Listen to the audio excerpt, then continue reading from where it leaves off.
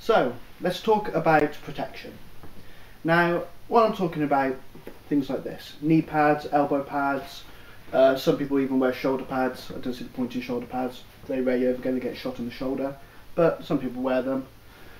Now, elbow pads, bit of a acquired taste. I own a pair for when I was sniping. Very rarely wore them because I don't like them. They restrict my movement too much. I don't find them very comfortable.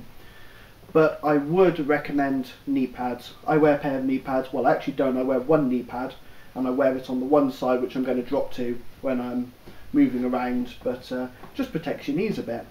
Now, I find knee pads quite restricting, hence why I only wear one. I don't want to wear one on both legs because I find it restricts my movement far too much. But when I'm going down on one knee, get a bit of accurate, slightly more accurate shooting because you're not standing up swaying, you're going down prone, you know.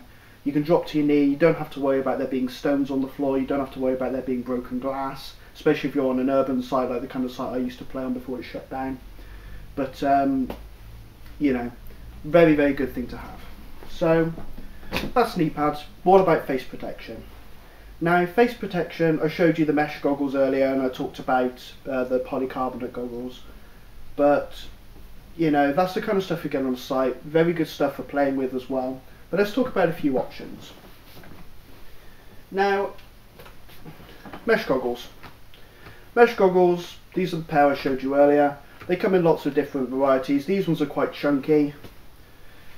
They're quite big. They're kind of like the big pairs of goggles you'll see, you know, the dust goggles that you'll see in the army and stuff. Just obviously mesh. Now, I don't like the look of those so much. They are a bit big. They are a bit chunky. They make you look a bit like a fly because of all of the actual mesh grating. But you can get things like these as well. Now these are working on the same principle, they're working on the mesh, but they look a lot cooler, they're a lot slimmer. They look a lot more like the kind of sunglasses that you see operators wearing, you know, the ones with the strap at the back, protect you from dust and stuff.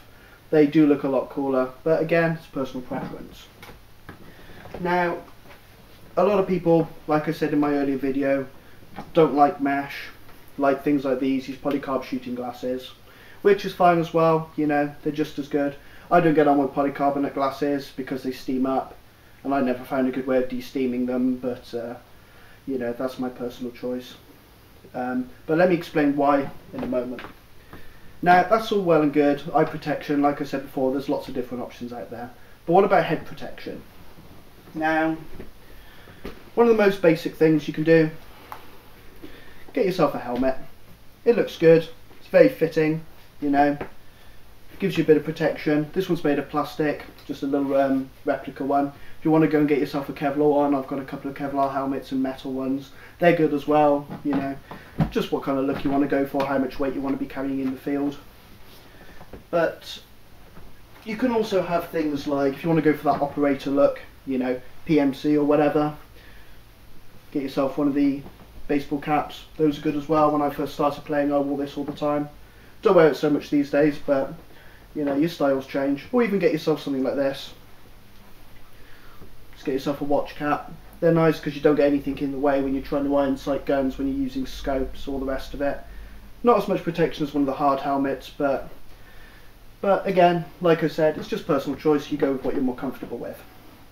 Now, as for face protection, actual face protection, I used to wear things like this, still do from time to time.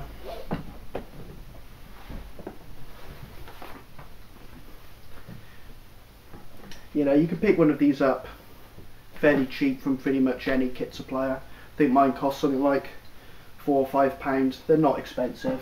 Come in a variety of colours as well. Mine's a kind of tanny one. You can get greener ones. You can get all kinds of colours. You can get them in black as well these days. But more often than that, I actually wear this.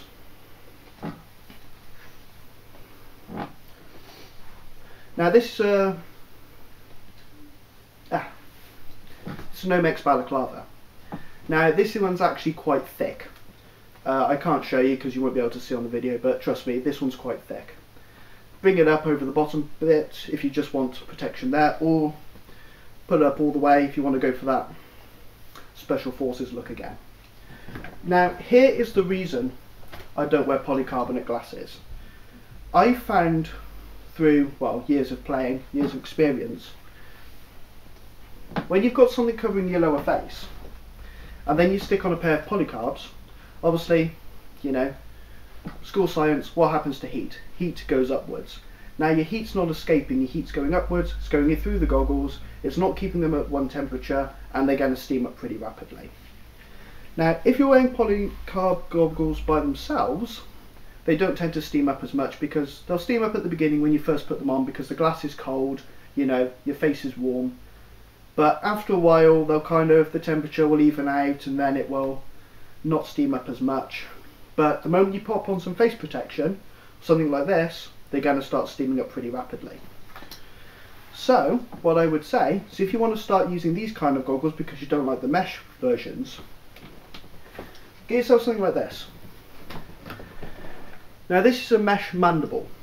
The idea being, just slips on over the top when you've got your goggles on, and all of that heat, which would normally be going upwards, is just going outwards like it normally would when you're normally breathing.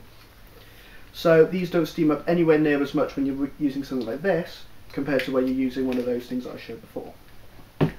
Or if you want to go for something a bit more exotic, you know, you can get things like this, the old S10s, you know, SAS, various games have them on there as well.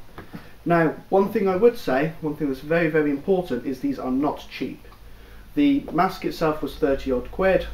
It's only 30 odd quid because I got mine with active filters. You can get them for cheaper than that. And you need these. Now these are ballistic lenses for the S10.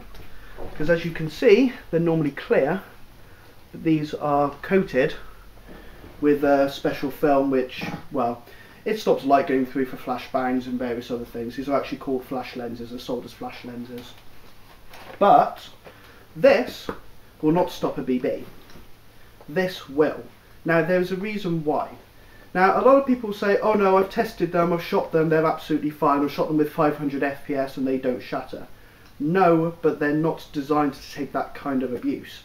And what will happen is these will, over time, they'll start cracking, or they will become weaker. Every single shot you get on these will weaken it. And if you're full autoing them, especially if someone full autos you, you know, repeated hits in one place will eventually smash this plastic. This it won't, because this is designed to take that kind of impact. It's designed to dispel it better. It doesn't, these don't break. Now as I say, these are really cool. I've worn mine a few times. One thing I would say is do not wear it in the skirmish field, because you're going to be puffing and panting like anything, and this is going to be full of sweat by the time you take it off. But for indoor use, if you're playing CQB and stuff, they're so cool. The only thing is they do make you sound a bit like Darth Vader when you wear them.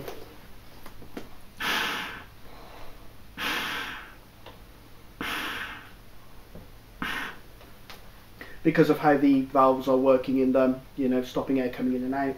But weirdly, these don't steam up at all because of how the air is circulating in them, because of how the valves are set up.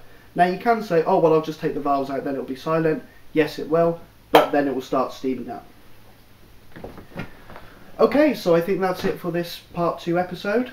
Tune in next week. Well, hopefully the next video will be up in 2 weeks' time, and we'll start looking at picking out your first gun.